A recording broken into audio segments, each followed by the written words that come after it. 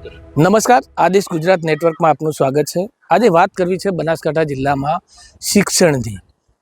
બનાસકાંઠા જિલ્લામાં શિક્ષણનો drop out ratio તો ઘટ્યો છે, સાથે સાથે શાળાઓમાં ભૌતિક સુવિધાઓ સહિત બિલ્ડિંગની સુવિધાઓમાં પણ વધારો થયો છે। વિદ્યાર્થીઓને સારી ગુણવત્તાનું શિક્ષણ મળે તેને લઈ અને શિક્ષણ વિભાગે અનેક એવા ઉમદા પ્રયાસો કર્યા છે। ત્યારે શું છે આ સમગ્ર શિક્ષણ વિભાગના પ્રયાસો અને ડ્રોપ આઉટ રેશિયા અંગેની કામગીરી જોઈએ આ અમારા વિશેષ અહેવાલમાં।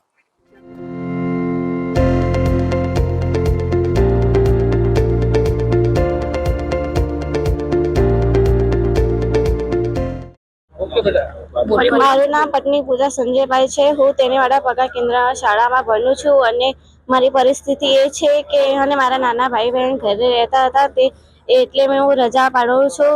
ધોરણ 7માં અગલે સાલ 6 મહિના નથી ભણી અને મારા શિક્ષક જણોએ મને સલાહ આપીને મને ભણવા બેહાડી છે। એટલા માટે થેન્ક યુ મારા શિક્ષક જણોને। લિમિશન બેને પણ કીધું છે મને સલાહ આપીને, એટલે થેન્ક યુ મારા ગુરુજનોને। પત્ની પૂજા સંજયભાઈ। મારું નામ અરુણાબેન બાબાભાઈ કંકોડિયા છે। હું ધોરણ 10માં ભણું છું। પહેલા 9માં હું ભણવા નથી આવતી। મારા ઘરે મારી પરિસ્થિતિ હતી તે ઘરમાં મારા પપ્પા મરી ગયા હતા એટલે મારે મજૂરી કામ ધંધો કરવા જતી હતી એટલે નિહાળમાં નથી આવતી। મને સાહેબે આવીને સલાહ આપી એટલે કે તમે હવે નિહાળમાં આવજો। એટલે અમે સાહેબને કીધું કે સાહેબ હા અમે હવે દરરોજ નિશાળમાં આવીશું। અસ્તુ જય હિન્દ જય ભારત। મારું રોહિતભાઈ છે। હું તેનેવાડા પગાર કેન્દ્ર શાળામાં અભ્યાસ કરું છું। હું ધોરણ 8માં અભ્યાસ કરું છું।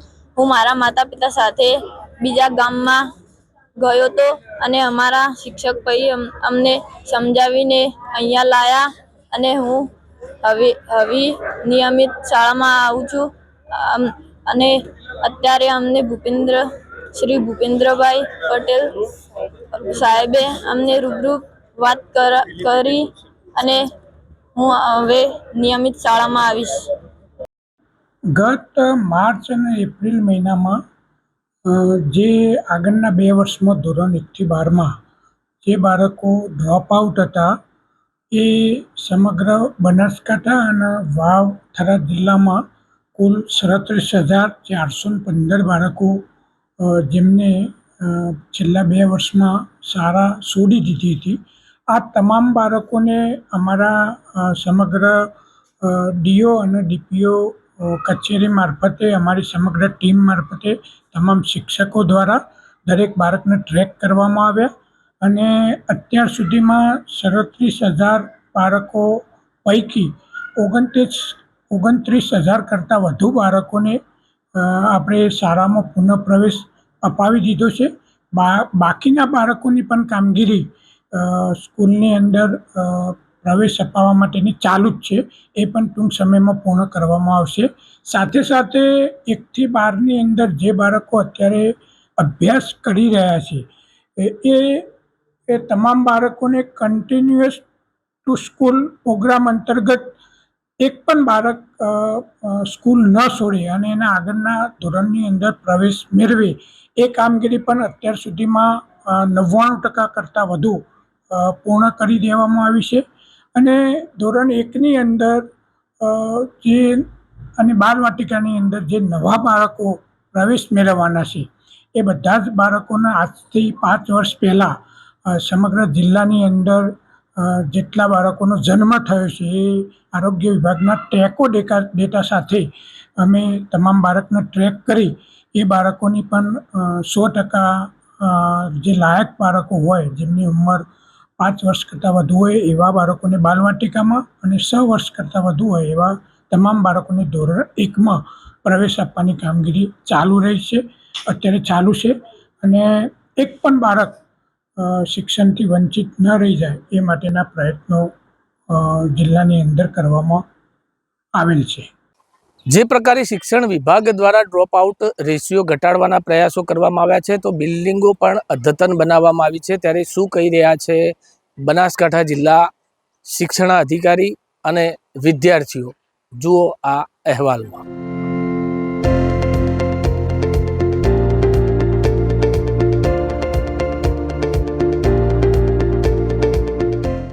અમારી શાળામાં નવી બિલ્ડિંગ બનાવી છે. અમારા શિક્ષકો અમને અલગ અલગ પ્રવૃત્તિમાં ભાગ લેવડાવે છે અને અમારા શિક્ષકના બાળકો બધામાં ભાગ લે તેમાં પ્રથમ નંબર અને દ્વિતીય કે તૃતીય નંબર લાવે છે. અમારી શાળાનું વાતાવરણ ખૂબ જ સુંદર છે એટલે અમને ભણવામાં ખૂબ જ રસ મળે છે. શું નામ? અમારી શાળામાં કમ્પ્યુટર લેબ છે. શું નામ? અનુરાજ. સ્કૂલ ઓફ એક્સલન્સ અંતર્ગત તમામ શાળાઓમાં ભૌતિક સુવિધા પૂરી કરવી, તમામ શાળાઓના જે જર્જરિત વર્ગખંડો હોય અથવા રિપેર કરવા લાયક વર્ગખંડો હોય તમામ વર્ગખંડોને રિપેર કરવાની કામગીરી આ એસઓઈ અંતર્ગત અત્યારે સમગ્ર રાજ્યમાં અને જિલ્લાની અંદર ચાલી રહી છે. ખૂબ આનંદની વાત એ કહી શકાય કે છેલ્લા 3 વર્ષની અંદર બનાસકાંઠા જિલ્લામાં 5,000 કરતાં વધુ વર્ગખંડો બનાવવાની કાર્યવાહી ચાલુ છે. આ પૈકી 3,000 કરતાં વધુ વર્ગખંડો બની ગયા છે અને 1,500 જેટલા વર્ગખંડો જે ઇન પ્રોગ્રેસમાં છે કે ટૂંક સમયની અંદર એ વર્ગખંડો પણ સ્કૂલને બનાવી અને સુપ્રત કરવામાં આવશે. સાથે સાથે અત્યારે હાલ 1,500 કરતાં વધુ વર્ગખંડો ટેન્ડર પ્રક્રિયામાં છે. આમ 5,000 વર્ગખંડો છેલ્લા 3 વર્ષમાં મંજૂર છે. બીજા 1,000 વર્ગખંડો અત્યારે હાલ ચાલુ છે. એમ સમગ્ર બનાસકાંઠા જિલ્લામાં 6,000 જેટલા નવા વર્ગખંડો બનશે. સાથે સાથે 7,000 કરતાં વધુ વર્ગખંડો કે જે 5 વર્ષ 10 વર્ષ વર્ગખંડોને થયા હતા એ બધા જ વર્ગખંડોની રિપેરિંગની કામગીરી પણ પેરેલલ ચાલી રહી છે. આમ એસઓઈ અંતર્ગત જિલ્લાની તમામ શાળાઓના તમામ વર્ગખંડોનું નવીનીકરણ કરવામાં આવશે, જેના લીધે ભૌતિક સુવિધા વધશે અને બાળકોને સારી સુવિધા પ્રાપ્ત થશે, જેથી જિલ્લાના શિક્ષણના સ્તરમાં ઘણો સુધારો થશે. શું કહેશો કેવા પ્રકારની અત્યારે સરકારી શાળાઓમાં? સરકારી શાળામાં બહુ સારી સુવિધાઓ સરકારે પહોંચાડી છે. હાલમાં કોઈ જાતની તકલીફ ન પડે.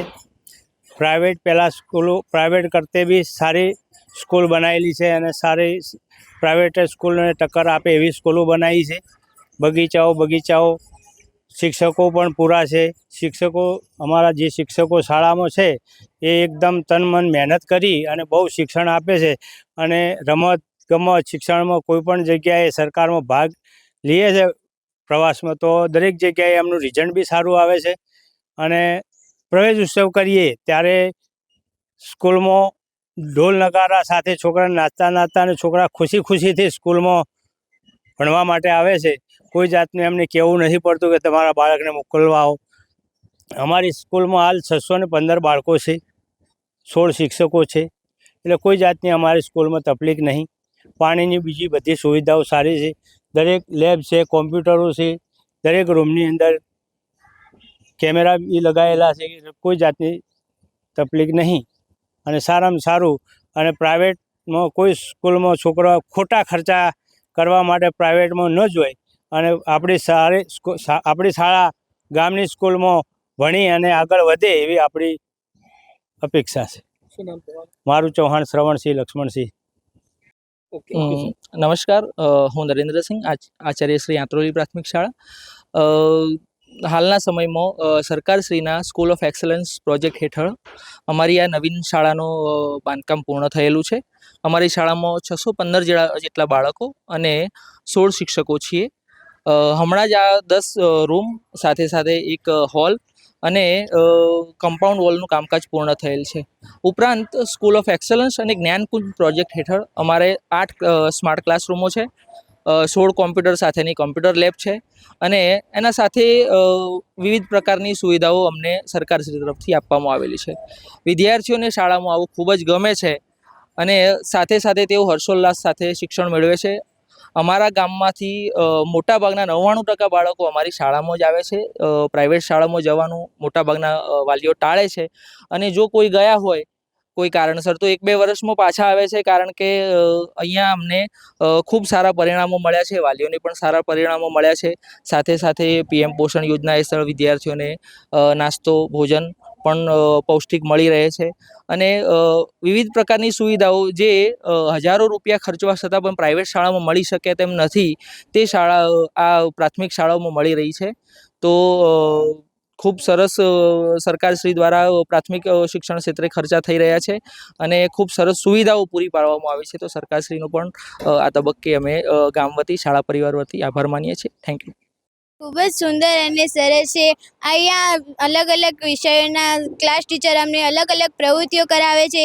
અહીંયા બાગ બગીચાઓ અને સ્કૂલનું વાતાવરણ ખૂબ જ સરસ છે. વિજ્ઞાન મેળાનો પણ આયોજન કરવામાં આવે છે. અહીંયા અલગ અલગ પ્રવૃત્તિઓ કરવામાં આવે છે. અમારી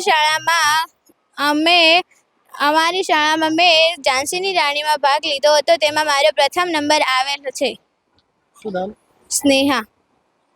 અમે ચિત્રાસણી શ્રી જીજી મહેતા શ્રી અધ્યાપન મંદિર ચિત્રાસણી પીટીસી કોલેજમાંથી અહીંયા ઇન્ટર્નશીપ માટે 18 દિવસ માટે આવ્યા છીએ. અમને અહીંયા આવ્યાને અઠવાડિયું થયું, પણ આ શાળા ખૂબ જ સારી છે. આટલા અંતરિયાળ વિસ્તારમાં રહીને પણ આ શાળામાં આટલી બધી પ્રગતિ થઈ છે અને શાળાના બાળકો વિશે તો શું કહેવું, એટલા ટેલેન્ટેડ છે કે અમને પણ આમ થઈ જાય કે આ બાળકો આટલા બધા ટેલેન્ટેડ એમ. અને અહીંયા આવીને અમને શિક્ષણ કાર્ય કરવામાં ખૂબ જ મજા આવી છે. મારું નામ જોશી ધ્રુવી છે. હું પાટણથી આવું છું, રાનેર ગામમાંથી. આપણે જોયું કે બનાસકાંઠા જિલ્લામાં શિક્ષણ વિભાગ દ્વારા જે પ્રકારની સુવિધાઓ કરવામાં આવી છે અને ડ્રોપ આઉટ રેશિયો પણ ઘટ્યો છે, ત્યારે હવે વિદ્યાર્થીઓ પણ ખાનગી શાળા છોડી અને સરકારી શાળામાં પ્રવેશ મેળવી રહ્યા છે. ત્યારે જિલ્લામાં હવે શિક્ષણનું સ્તર વધ્યું છે. રમેશ પટેલ, આદેશ ગુજરાત નેટવર્ક, બનાસકાંઠા.